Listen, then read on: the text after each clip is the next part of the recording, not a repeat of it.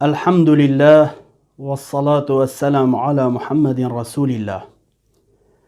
گلی برا هندی که خارن جی هندک آدابت خویت هین و افرو که کسک نین سر دنیای محتاج خارنه نبد.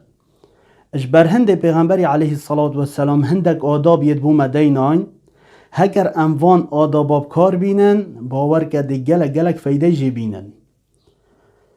عمر کر باب سلمه خود جی رازی بد بجد از بچیک بیم و دبن پروردا پیغمبری و بیم علیه الصلاة والسلام بجد دم مزادخواری دست من همی جاد گرا سرخارنه، یعنی مش آل خونت خوار دست من گرا سر.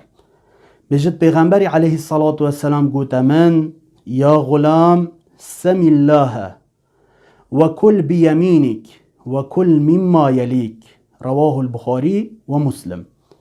گوت من ای خدمتکار تو ناو خوده بینه دم تو خارنه بخوی، هر واسا بدست راست بخو، هر واساش آل خو بخو، یعنی بلا دستتا نه گران به سر خارنه نه خیر او آل جهتا شوی بخوی.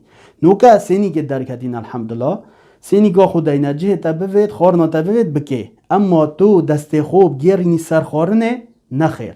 پیغمبر علیه الصلاة والسلام وان نصیحت آلمد کد سمی الله ناو خوده بینه، هر واسا و کل بیمینک بدست راست بخو و کل مما یلیک شوی رخی بخو او رخی تبد، نبلا دست توگرد همی خارنه و خارنه پیش کی و ایکل ویره بد هزرق خرابش تب کد نه خیر.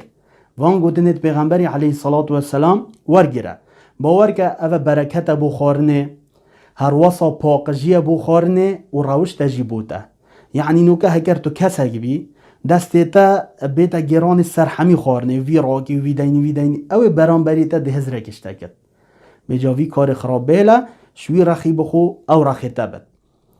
هر واسا شمفاوه حدیثه پیغمبری علیه الصلاة والسلام دم خلطیه دیت با نصیحتت کرد که چوا اف خلطیه دید که آله خو بتنینت خور برکش همی رخوات خور. پیغمبری اسلوبه که جان علیه الصلاة والسلام ریکه که باش نیشاد حتی افروکه امت همی بخوا فیده جه ببیند نوه که نوکه حیال مسینی که گدشکیند آوه در ریجه ده خلطیه گه کد ده رابن دیننه و شریف کن دنگ خاله بلن کن نخیر. نصیحت لیب که اوه خلطه یا باش اوه یا دا کنه که سرفراز بد سببی بچی که ده حیال هبد هکر تب قطان را کرو و هر واسا دنگ بلند بینه اوه هجی ده چاول تکد دبو چی نصیحت لینا کی نصیحتا تور گرد هر واسا صبا معظم بد وی نصیحت العیال خاجی بکد. بجا گلک مهم افروکه عمل دیف آدابت پیغمبری بچن علیه الصلاة والسلام دیف گوتنت وی برای خوابدن روشت وی برای خوابدن آخفتنت وی دا کنک ام سرفراز بند دنیا و آخرت دا. والحمد لله رب العالمین.